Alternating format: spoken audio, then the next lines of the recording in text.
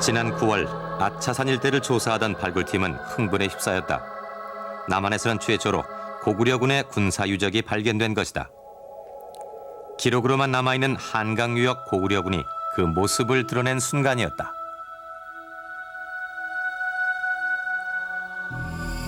아차산 일대는 이제까지 신라와 백제 고분만 150여 개 이상 발굴된 곳이다. 상상도 못한 최초의 고구려 유적. 그만큼 고고학계의 흥분은 컸다. 발굴이 진행되면서 모습을 드러낸 토기들은 모두 천여 점. 붉은색의 점토, 평평한 바닥 등 분명한 고구려의 토기들이었다.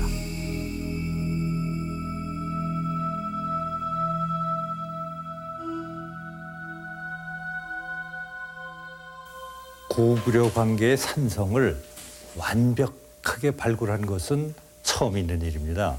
북한 지역에서도 그렇고 중국 동북 지역에서도 이러한 성을 완벽하게 발굴한 적이 없기 때문에 대단히 중요한 의미를 갖는데, 여기에서 출토된 유물들을 지금 정리 중에 있습니다마는 그 숫자가 얼마나 되느냐 하면은 형태를 알 수 있는 토기, 무기류 이러한 것들을 총괄해 볼 때 약 1000여 점이 나왔습니다.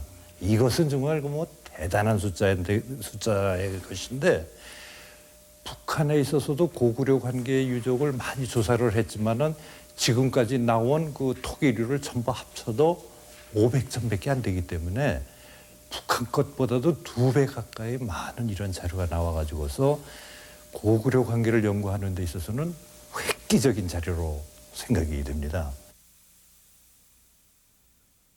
유적이 자리한 곳은 아차산 능선의 마지막 봉우리, 서북방으로는 용마산과 연결되는 지점이다. 성벽에 둘러싸여 발굴된 유적들은 모두 7개의 건물로 구성돼 있었다. 지금 이 자리는 큰 45m나 되는 큰 막사의 가운데쯤에 지금 저희가 서 있는 지역인데요. 이 막사 내부는 일반 공공장소 공간이 하나 있고, 이쪽이 되겠습니다만, 제일 남쪽은 아무 시설이 없는 빈터가 하나 있습니다. 그래서 그쪽은 공공 집회 장소로 이제 추정이 되는 곳이고요. 나머지 지역은 온도를 하나씩 끼고 있는 방으로 구성되어 있습니다. 그런 방이 3칸이 있고, 물을 저장하던 그러니까 집수장 그런 시설이 2개가 있습니다. 그래서 이 부분 같은 경우는 그 중에 제일 남쪽에 있는 온돌 방의 하나입니다. 주거 단위인 온돌에서는 솥을대가 발견됐다. 그 위에 철솥을 걸어 취사를 했다는 증거다. 벽을 따라 길게 뻗은 구조 또한 고구려 온돌의 특징 중 하나다. 비교적 추운 지방인 고구려의 온돌은 취사뿐만 아니라 보온의 역할도 동시에 할 수 있게 만들어졌기 때문이다. 바깥쪽으로 벽체 구조가 지금 남아 있습니다. 그래서 이쪽이 온돌 벽체, 온돌 있는 건물의 벽체가 되겠고요. 요 구멍은 기둥 구멍이 남아 있는 곳은 7개의 건물 중 가장 큰 중앙동이다. 시골의 흙집처럼 기둥을 세우고 벽체는 길이 45m, 폭 10m의 대형 건물인 이곳에는 기둥 구멍 외에 초석을 놓아 남북으로 길게 뻗은 볼을 떠받치고 있다. 주 기둥이 세워졌던 그런 초석이 되겠습니다. 이 가운데에 초석 기둥을 세워서 가운데를 지나. 각각의 온돌이 있는 방들은 벽이 아닌 칸막이로 구분되어 있다. 중앙동 한가운데 있는 구덩이는 물을 담아두었던 대형 집수정, 내부에는 뻘흙을 발라 방수 처리를 했다. 그래서 여기에서 물을 퍼다가 이쪽에 있는 취사 단위 공간에서 취사 행위를 하고, 거기서 남는 물은 여기에 보이는 이런 배수구 시설을 이용해서 물을 버리게 되겠습니다. 이곳이 바로 돌을 깔아서 물을 버리게 된 시설이고요. 여기에 버려진 물은 이 뚜껑 돌이 있는 밑으로 이런 암거식의 배수구를 이용해서 성벽 밖으로 빠지는 그런 시설이 되겠습니다. 지붕의 흔적은 불에 탄 석가래를 통해 드러난다. 맞배 지붕을 얹었던 유적지의 건물들은 모두 2차례에 걸쳐 축조됐다. 평면 배치로 볼 때 1차로 4개의 건물을 먼저 지었고, 그 후 인원이 증가하면서 3개의 건물을 추가로 지은 것이다. 유적 아래쪽 성벽에는 군사유적의 증거가 있다. 성벽을 튀어나오게 쌓아 적을 막았던 방어시설, 치, 바로 그것이다.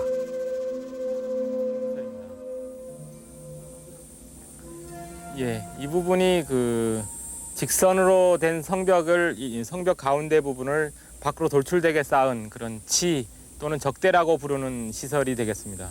그래서 이런 성벽을 쌓는 이유는 이렇게 직선으로 가는 성벽은 그 적을 대할 때 1대1로 대하게 되지만은 이렇게 밖으로 튀어나오는 부분을 쌓아놓음으로써 그 적을 그 삼면에서 공격할 수 있는 그런 유리한 그 공격할 수 있는 지형이 되겠고요.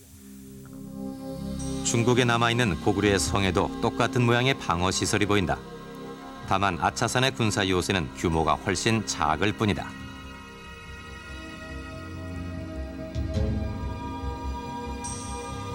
이처럼 작은 규모의 군사 요새는 보루성이라고 불리운다. 어떤 지역을 완전히 장악하기보다는 임시로 확보하기 위해 쌓은 성이기 때문이다.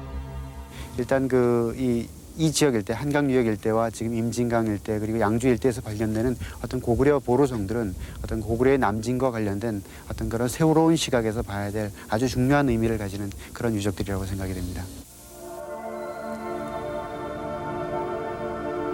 지형상 한강을 방어하는 중요 거점이었던 아차산은 삼국사기에 아차 혹은 아단이라고 나타난다. 이곳에서 유적이 발굴된 것은 아주 우연한 기회였다.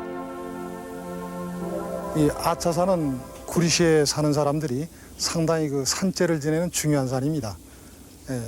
여러분 잘 알다시피 온달 장군이 전사했던 곳으로도 유명하고 또 고구려 장수왕이 내려왔을 때 백제 계로왕을 잡아다 죽인 곳입니다.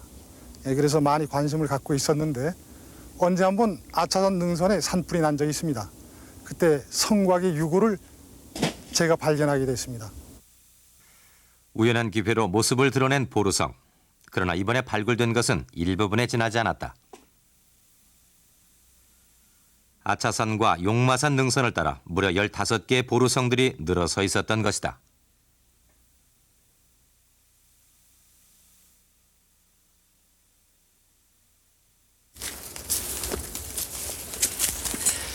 그쪽에 발굴된 것도 보니까 그렇게 아주 정연하진 정연하지 않더라고요. 않아요. 이 않죠. 정도면은 예.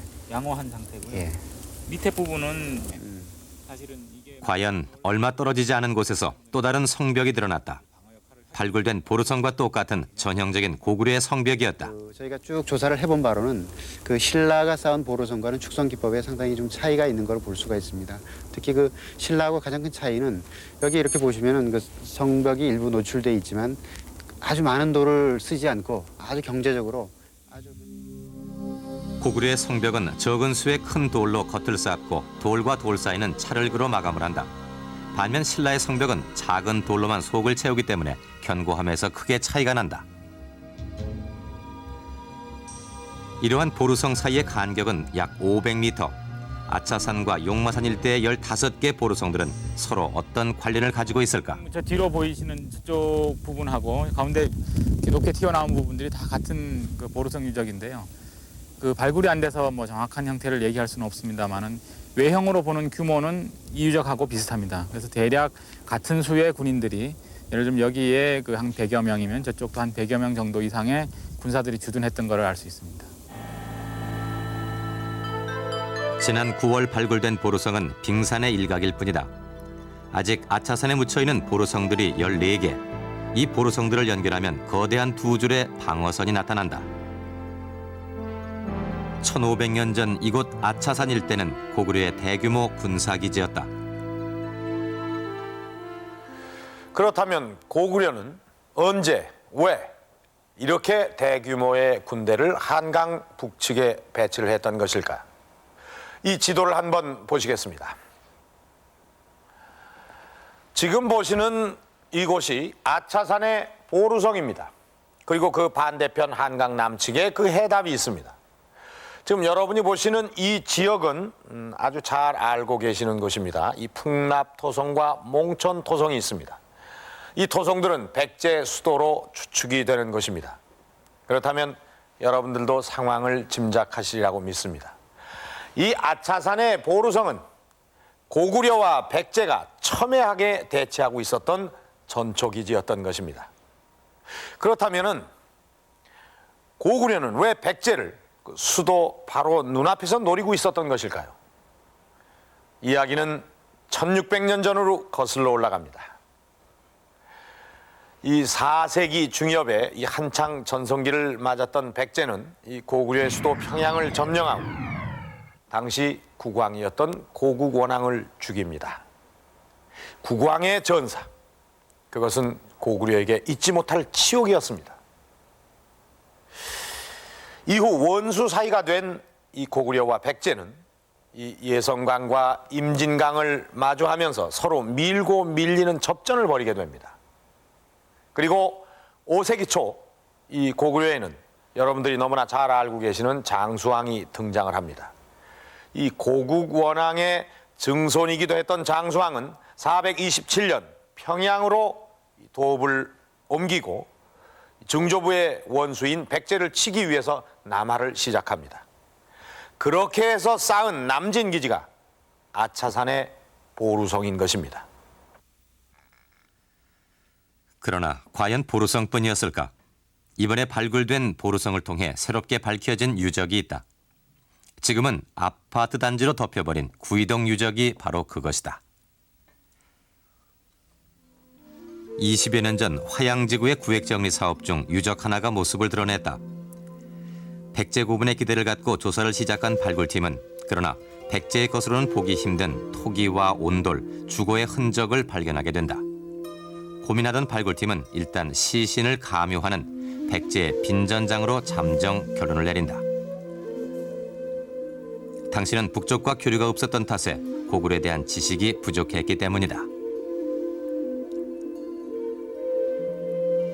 발굴 조사가 진행되면서 거기에서 나온 유물 중에 백제 유물로 볼 수 없는 것들이 상당히 많이 있었습니다. 그렇지만은 문여왕릉이 1970년에 조사된 이후 얼마 지나지 않았기 때문에 당시 분위기는 백제 유물이 묘한 것들이 많다 이런 생각을 했었습니다. 그리고 그 고구려 유물에 대한 우리 지식이 없었기 때문에 새로운 유물이 어떤 건지 그걸 고구려 걸로는 생각을 않고 그저 좀 이상한 유물이 나왔다는 정도로 결론을 내리게 됐습니다. 그 후로 10여 년간 구이 유적은 계속 백제의 빈전장이었다. 그러나 1988년 몽촌 토성에서 구이동의 진짜 이름을 밝혀줄 실마리가 발견됐다. 몽촌 토성은 백제의 수도로 추측될 만큼 확실한 백제 지역이다. 그러나 그곳에서 출토된 토기는 고구려의 대표적인 나팔잎 토기. 한강유역의 고구려 진출이 고구려의 상징인 우물 정자만큼이나 확실하게 드러난 것이다.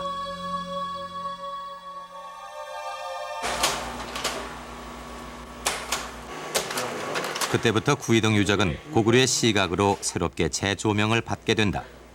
고분이라고 보기엔 너무 높은 유적의 위치, 쓰임새를 몰랐던 돌무더기들, 백제 것이라고 보기엔 생소한 성벽 등이 하나 둘 해답을 내놓기 시작한 것이다.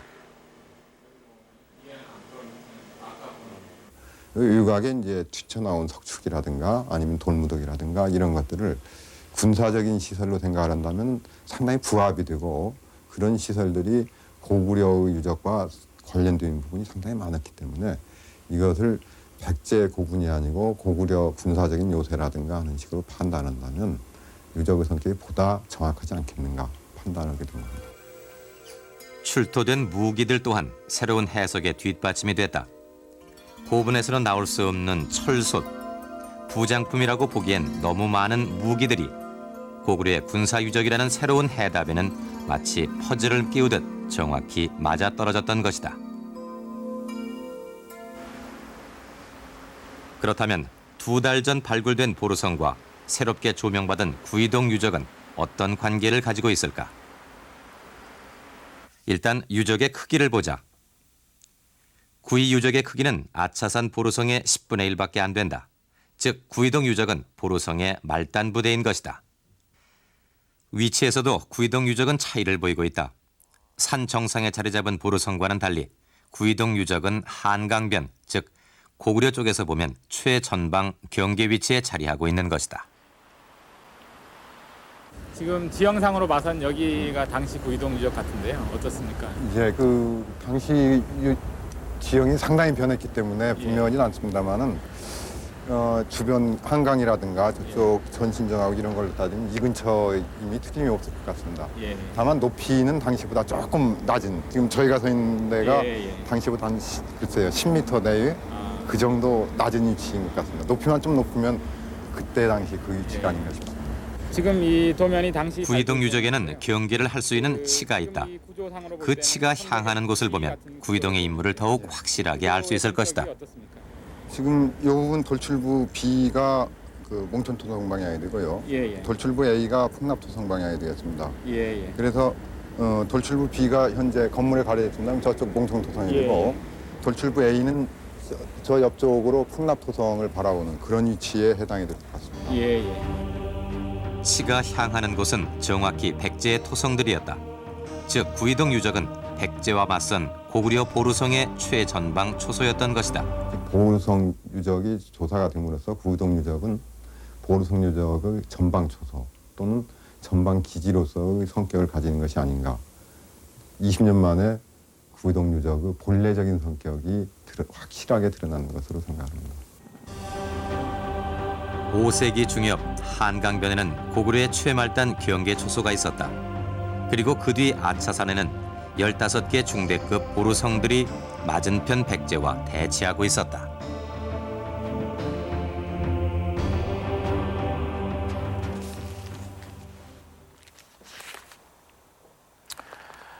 이 삼국사기에 보면은 당시 이 고구려 병사의 숫자를 3만 기병 또는 5만 보병식으로만 쓰여져 있습니다. 다시 말해서 전투에 참가한 총 병력 수만 나타나 있기 때문에 이들이 어떤 세부 단위나 어떤 조직으로 나뉘어져 있었는지는 전혀 알 길이 없습니다. 하물며 이 병사들이 어떻게 생활을 했는지 또 막사의 생김새며 또 나름대로의 규율에 대해서는 더 말할 필요도 없겠죠. 그런데 우리는 이번에 발견된 유적들을 통해서 이러한 의문들을 풀어볼 수가 있게 되었습니다. 고구려 유적 영상 복원을 통해서 당시 고구려군이 어떻게 생활을 했고 주둔했는지를 알아보도록 하겠습니다. 영상 복원을 위해 우리는 유적을 발굴한 서울대 박물관과 함께 유적의 자료를 정리했다. 유물의 분석 자료와 성벽의 축성 방법, 유물 개개의 재질을 종합 분석해 한 달여 후 유적의 기본 설계도를 완성할 수 있었다.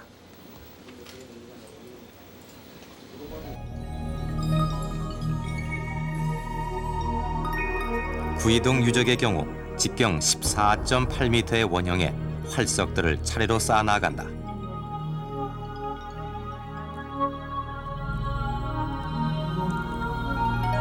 벽은 통나무를 돌려가며 세우고 가로 세로 판자로 벽을 만든 다음 사이의 틈새는 짚을 섞은 흙으로 메운다.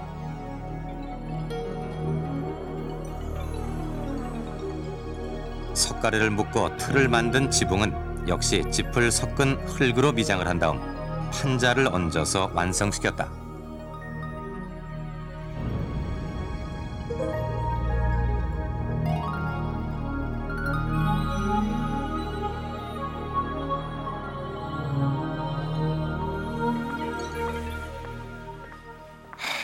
자, 드디어 고구려군의 최전방 초소가 완성이 되었습니다. 요즘의 초소와도 꽤 그 모습이 비슷하죠. 자, 1500년 전에 이 고구려군의 초소 내무반이 현재와 어떻게 다른 모습인지 직접 안으로 한번 들어가 보도록 하겠습니다.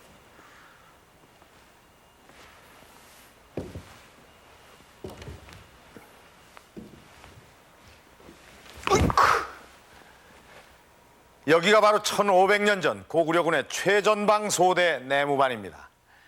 이 그릇이며 무기, 그리고 철솥 등등이 이 발굴 당시의 위치 그대로 재현을 해놓은 것입니다. 이 무기가 아주 여러 가지가 있군요. 이거는 창입니다. 이 당시에 가장 흔하게 쓰였던 무기 중에 하나입니다. 요즘으로 치면은 소총 정도 될 수 있다고 보겠지요. 이건 날이 아주 날카롭습니다. 함부로 만졌다가는 다칠 것 같습니다.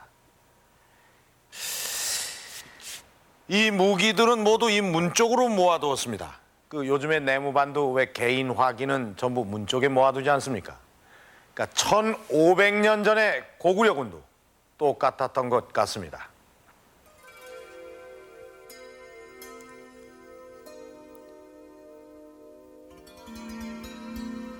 취사를 비롯한 모든 생활은 초소 안에서 이루어졌다.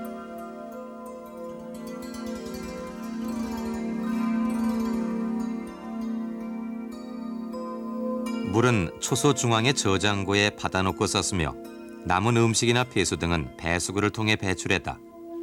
식량은 상당 부분 자급자족했던 것으로 추측된다.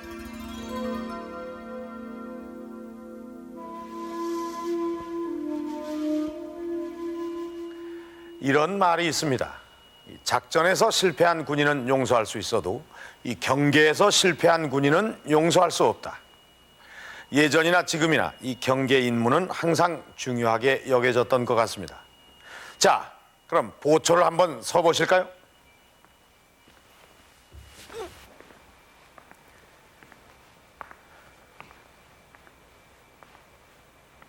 이곳이 바로 고구려군이 보초를 섰던 자리입니다. 이 모양을 보니까 이 보루성의 치와 거의 똑같이 생겼습니다. 이 규모가 약간 작다 싶을 뿐이지 이 역할은 어디에 치나 다 비슷합니다. 이곳에서도 이 평상시에 보초를 서면서 적들을 경계했고 또 전투가 벌어지면 이 올라오는 적들을 효과적으로 막았었겠죠.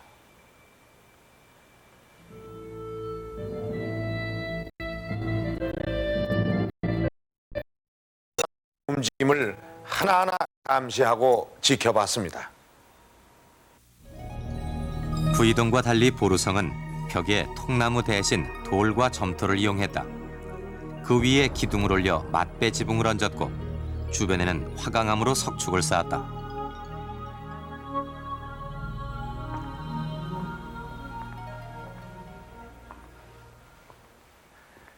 여기는 고구려군의 이 중대급 막사입니다. 그리고 지금 제가 서 있는 이곳 역시 치입니다. 아까 봤던 구이동 초소보다는 그 규모가 훨씬 크죠. 자, 저 안은 얼마나 더 넓은지 직접 들어가 보시죠.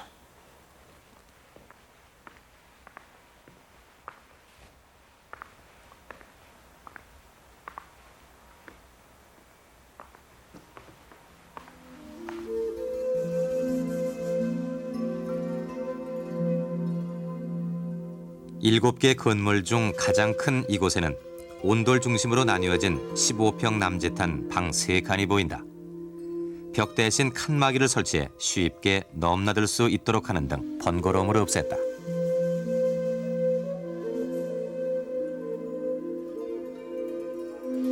중앙동의 북쪽에는 넓은 공간이 보인다. 이곳의 병사들은 전방까지 내려온 최정예. 별도의 훈련이 필요 없는 그들이지만 정신무장만큼은 빼놓을 수 없다. 말하자면 이곳은 정훈 교육장인 셈이다.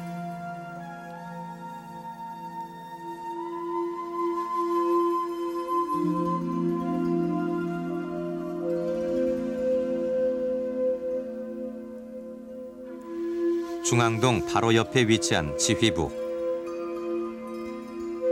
별도의 부속실이 있고 온돌도 따로 2기가 갖추어 있는 등 지휘관에 대한 특별한 예우를 엿볼 수 있다.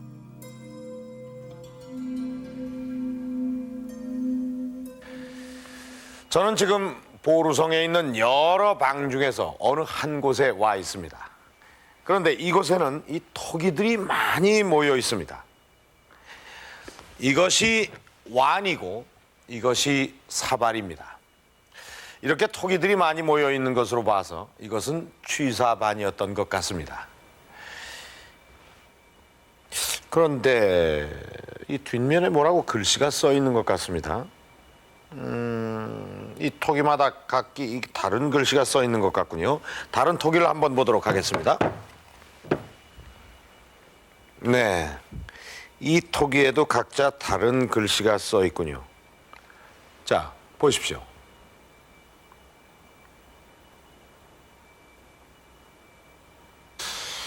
이게 뭘까요? 이름을 써놓은 것 같기도 하고요. 아, 여러분들 혹시 군대 갔다 오신 분 기억나지 않으십니까? 각자 자신의 식판이 정해져 있고 그 식판 뒷면에 커다랗게 이름을 써 넣었던 것 말입니다.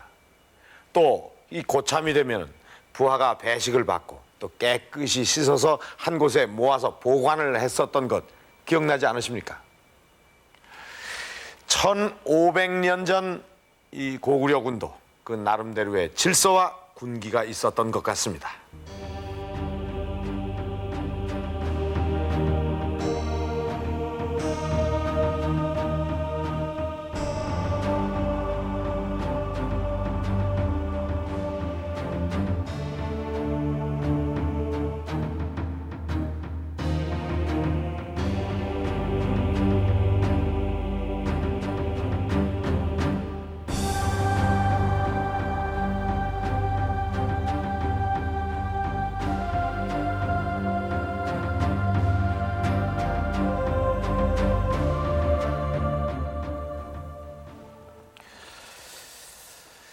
이것이 아까 보루성에서 가져왔던 토기 중의 일부분입니다. 그런데 여기에도 역시 무언가가 쓰여져 있습니다. 후부도. 이 후부에 누군가가 썼었다는 이야기인데 이름은 현재 깨어지고 없습니다. 그렇다면 이 후부란 과연 무슨 뜻일까요? 지도를 한번 보시겠습니다. 이것은 고구려의 수도 평양의 지도입니다. 당시 고구려는 이 평양을 5 지역으로 나누어 놓고 있었습니다. 그런데 이 귀족들은 이 왕이 살았던 안악궁 근처에 모여 살았습니다. 이 안악궁이 있는 지역의 지명이 바로 이 후부입니다. 그렇다면 이 토기의 주인공은 바로 귀족이었을 테고 그는 이것을 통솔하는 지휘관급이었을 겁니다. 이런 지휘관을 중심으로 싸웠던 아차산 부근의 고구려 병사들은 어떤 체계를 가지고 싸웠을까요?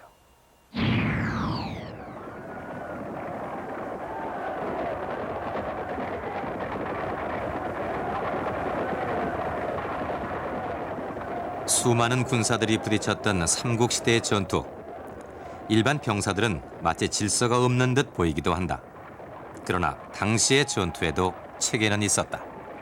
2만, 3만이 그냥 아무 그 체계를 안 갖추고 싸운 것 같이 되어 있지만 실질적으로 기록들을 자세히 검토해보고 벽화 내용을 볼 경우 상당히 군사 조직을 가지고 싸웠던 것으로 생각됩니다. 그리고 그 전투 방식은 그 보병과 기병이 합동 전술을 펼치는 즉 보기전을 주로 하였던 것으로 이렇게 기억되고 있습니다. 그러나 고구려군의 체계를 정확히 알 수 있는 자료는 없다.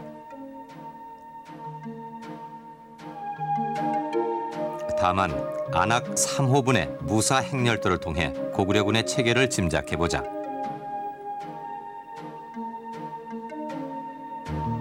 행렬의 좌우는 중무장 기병이 맞는다. 그리고 행렬의 중앙은 여러 종류의 보병이 따르는 등 나름대로의 체계를 보여주고 있다.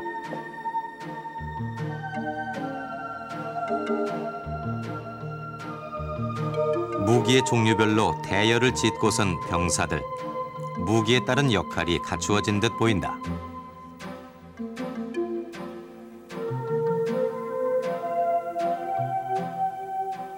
고구려의 그 병기는 칼과 창과 활, 그리고 도끼, 그리고 낫, 뭐 이런 것들을 가지고 주로 싸웠던 것 같습니다.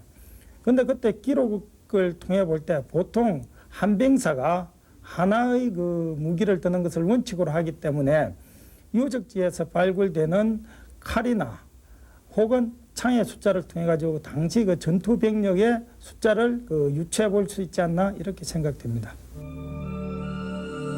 한 병사가 하나의 무기만을 들 수 있다면 우리는 간단히 무기의 숫자를 세어봄으로써 인원을 추측할 수 있다. 단 여기에는 무기들이 그대로 남아있어야 한다는 전제가 있다. 구이동 유적은 기습받아 불탄 후 흙 속에 묻혀져 마치 아이스박스에 냉동된 듯 당시 모습 그대로 고스란히 발견됐다. 출토된 무기들을 살펴보면 우선 칼이 눈에 띈다. 그 외에 창, 화살촉이 3,000여 점, 그리고 갑옷 입은 병사를 치기 위한 도끼 넉 점 등이다. 기록상으로는 삼국사기 눌체전에 보면 이제 백제와 싸울 때 백제 병사가 뒤로 가서 눌체를 도끼로 쳐주겠다는 기록이 있습니다. 그래서 이 도끼는 주로 이제 적과 싸울 때 이 기병을 말아서 그걸 넘어뜨려 가지고 근데 잘 안 죽죠. 그러니까 이제 그 위에 투구 갑옷을 입은 그 위에를 도끼로 쳐가지고 치명타를 가하는 그런 무기로 쓰겠습니다. 도끼에는 두 가지 종류가 있다. 현재 도끼와 같은 모양인 전투용은 끓는 쇳물을 틀에 부어 쇠의 강도를 높였다. 반면 가운데 자루구멍을 뚫은 농기구용 도끼는 쇠를 두드려 만듦으로써 강도가 훨씬 떨어지게 된다.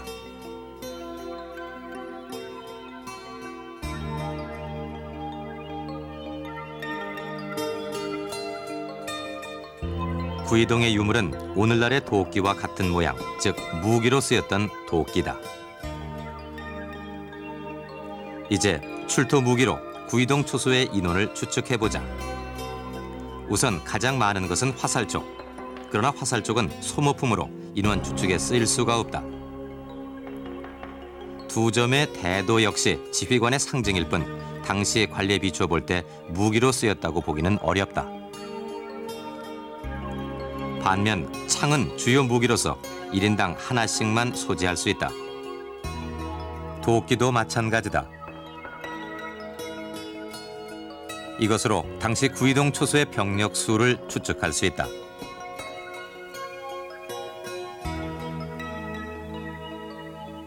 창이 8점 나왔기 때문에 적어도 8명의 병졸이 있었던 것은 거의 확실시 된 것 같습니다. 그 두 번째로는 그 칼이 2점 있는데 칼은 보통 장교급 혹은 지휘관급이 쓰는 거로 봐서는 아마 지금 군대로 따지는 그 하사관급의 그 장교가 한 명 있었지 않았는가 그렇게 판단됩니다. 그리고 또 도끼가 4점 나오고 이런 상황으로 볼 때 적어도 그 구이동 유적에는 10명에서 12명 정도의 군사들이 있었던 것 같고 아마도 지금 그 우리가 군대에 서 있는 그 분대원이 10명인 거로 봐서 아마 그 정도 규모가 아니었는가 생각됩니다. 현재로 보면 분대 단위인 구이동 초소. 그곳에는 장교 2명을 포함한 8명의 창수와 4명의 부월수가 주둔하고 있었다.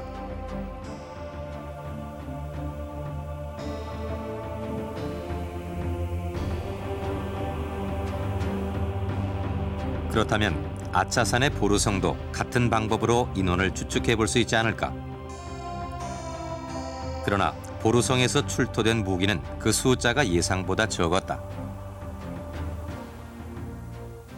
이 유적과 그 한강 쪽에 있는 구이동 유적 상황을 비교해 본다면은 이 유적은 그런 무기류나 또는 그 당시에 가장 중요했을 그 철솥, 밥을 짓던 철솥 같은 중요한 도구들은 다 가지고 철수한 후 그 뒤에 그 폐기가 됐기 때문에 이 유적은 그 한강변에 있는 유적들이 이런 군사 요새가 그 파괴되는 것을 보고 철수하는 뭐 그런 상황을 그려볼 수 있겠습니다.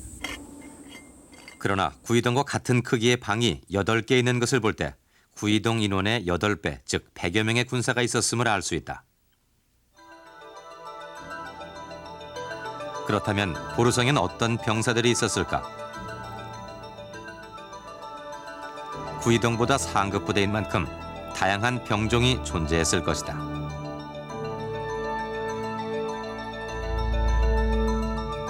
말 위에 발을 걸치고 올라탈 수 있는 도구가 바로 등자다. 보루성에 말을 타는 기병이 있었다는 증거이다. 갑옷의 부속품인 철편과 투구의 윗부분인 복발도 보인다.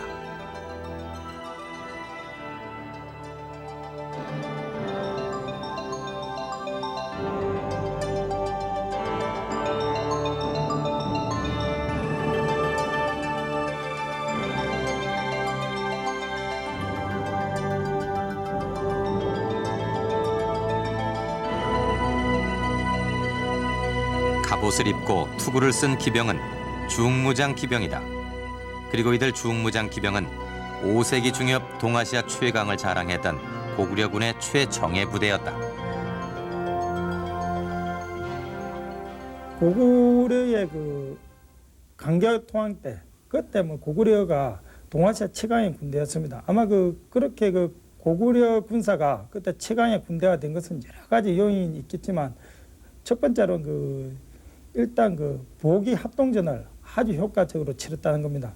즉 기동성 있고 또 산악 지형에 아주 잘 익숙된 기병과 또 그걸 갖다가 잘 따라주는 발빠른 보병들이 있었기 때문에 아마 전투를 잘 치렀던 것 같고요.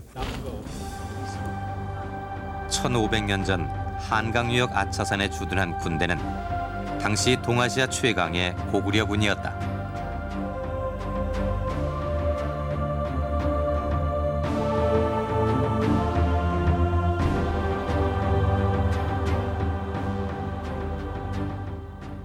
지금까지 우리는 한강을 사이에 둔 고구려군과 백제의 팽팽한 대치를 살펴봤습니다.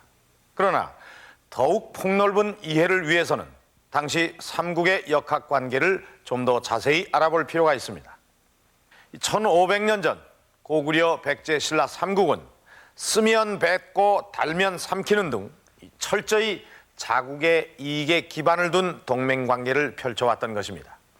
이 시시각각으로 변하는 힘의 역학관계에 따라 손을 잡았다가도 놓고 또다시 합치기를 반복해왔던 것입니다.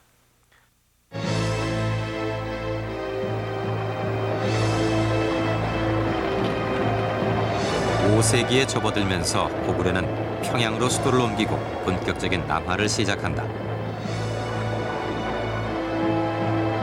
당시 삼국 중 가장 약했던 신라의 선택은 단 한 가지, 강자편에 서는 것뿐이었다. 심지어 신라는 왕자인 실성을 고구려의 인질로 보내면서까지 강대한 고구려의 우산 속으로 숨어 들어간다.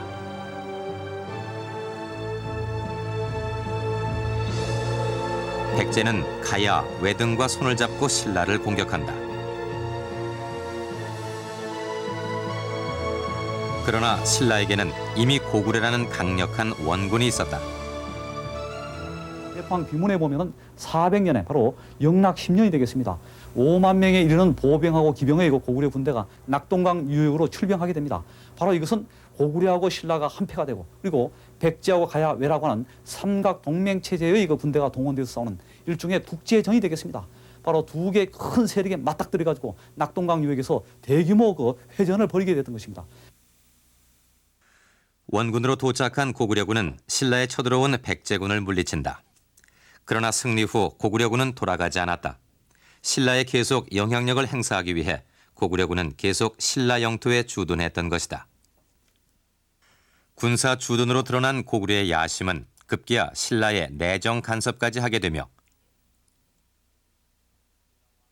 고구려 스스로 신라 왕을 선택하고 맞지 않은 왕은 죽이기까지 한 것이다.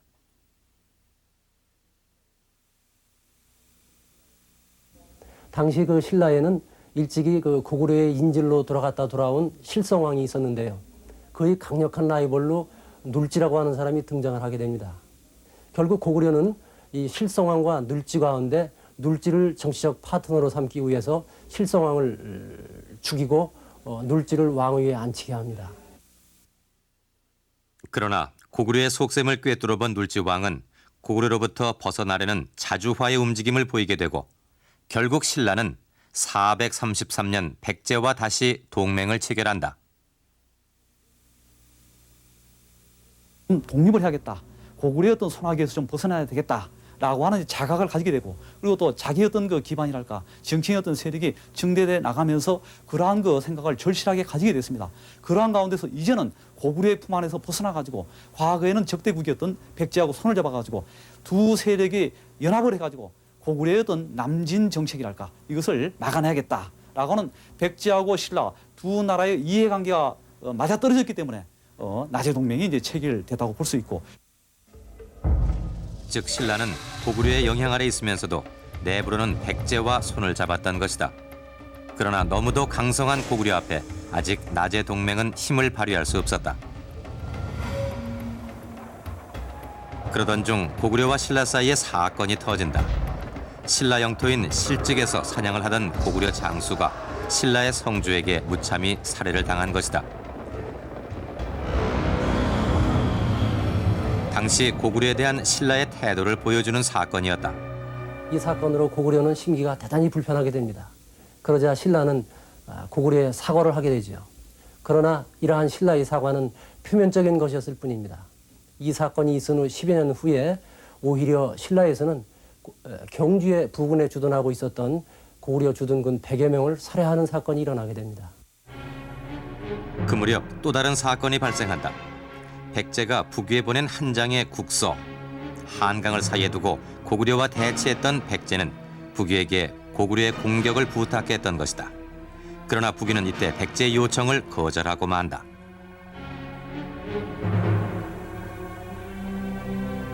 고구려를 자극시킬 필요가 없다고 판단했던 것입니다. 당시 그 백제는 고구려하고 북위를 이간질시키려고 그때 이제 472년에 국서를 보낸 것입니다.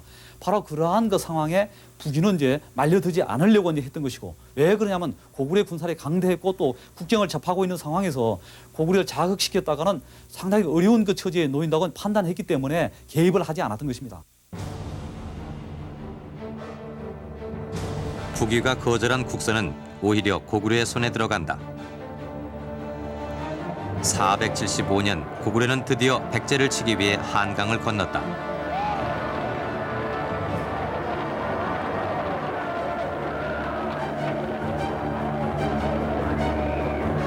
백제의 공격을 시작으로 고구려와 나제 동맹군의 치열한 싸움이 전개된다.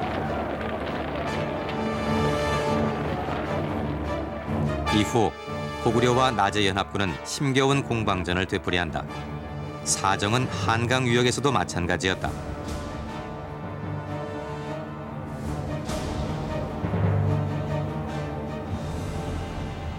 고구려, 백제, 신라는 이런 팽팽한 대치 관계를 70여 년간이나 이어왔습니다.